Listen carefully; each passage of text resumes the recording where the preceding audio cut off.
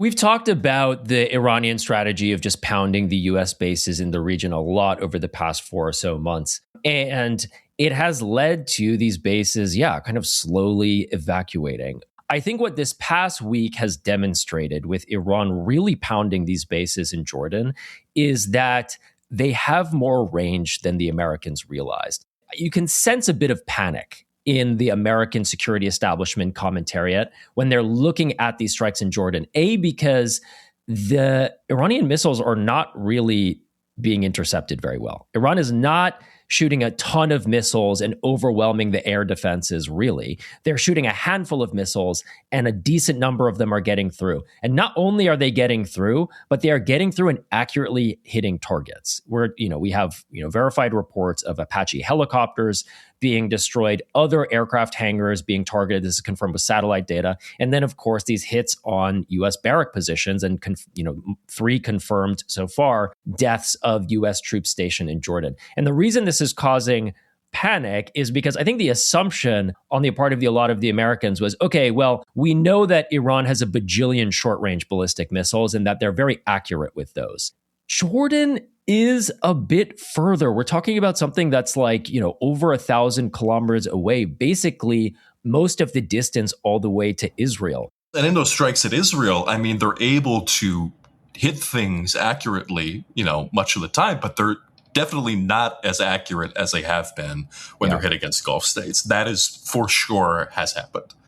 And that's in part because, in Israel, they have the full Israeli air defense system, right? That doesn't exist for Jordan. But I think there was a hope, shall I say a cope, a bit of copium around the actual accuracy of Iran's medium range ballistic missiles, because now they are seeing them fully demonstrated and they're hitting these Jordanian bases very accurately. And that's a big concern, right? Because the strategy had been, once Iran started pounding these closer bases in Bahrain and Kuwait and in UAE, et cetera, to take those aircraft to protect them and to concentrate them further back in Jordan and in Israel. If those aircraft are now extremely vulnerable in Jordan, then yes, they have to, basically the only option is to try and shield them under the network of Israeli air defenses on the handful of US bases that are in Israel. And ultimately, the US just can't have its entire aerial fleet on those 5 bases. It becomes huge targets, and the refueling mission. No. As we discussed before, having a singular point of failure again. right. It means that all of these things are concentrated. That means the power that comes out of them is even greater than what existed before. They're stronger together. Stronger together in one very, very, very small space. I cannot emphasize this enough. How small the space is. But also it does raise questions about the ability. Not raise questions. It answers the questions, I should say, about Iranian ability to strike bridges and to strike power infrastructure as they have been threatening for a very long time. There were those mysterious reports, unclaimed by the Islamic resistance in Iraq, but claimed by the UAE, and I'm keen on believing them. That there were attempts at hitting the nuclear power plant in the UAE, the Baraka plant. And they got very close, these drones that were fired from the Iraqi desert. An Iranian missile is going to have a lot less difficulty hitting these places, without a doubt. That means the solar arrays are in a lot of danger. That means the nuclear power plants are in danger. That means all of this infrastructure, desalination, road networks, all of that is still extraordinarily on the table. And this Maria Bartiromo bewilderment that why are they able to do all this stuff? No. You cannot let this actually dictate policy. And it is still not frustrating. It's good that, there are actual people in government who believe this kind of stuff and are also confounded.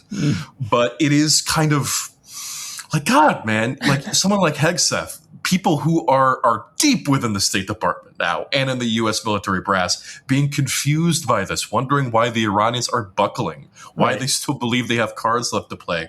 I'm not going to pretend it's all rosy for the Iranians here. They're in a very difficult situation.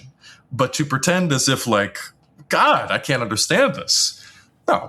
No. There are still cards left to play here, as I said. Yeah. For the Iranians in this respect. Definitely they're demonstrating that they have cards to play. And I think the Israelis a little bit are getting kind of spooked because they're seeing that air corridor degrade. Here's the thing.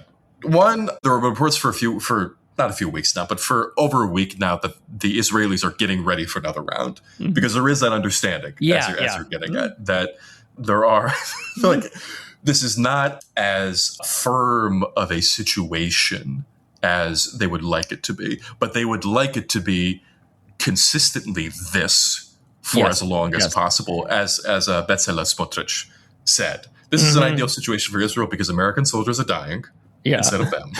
Israeli cities are not being bombarded. He's like, I'm not fucking dying for Israel, bro. He's like, that's on the Yankees.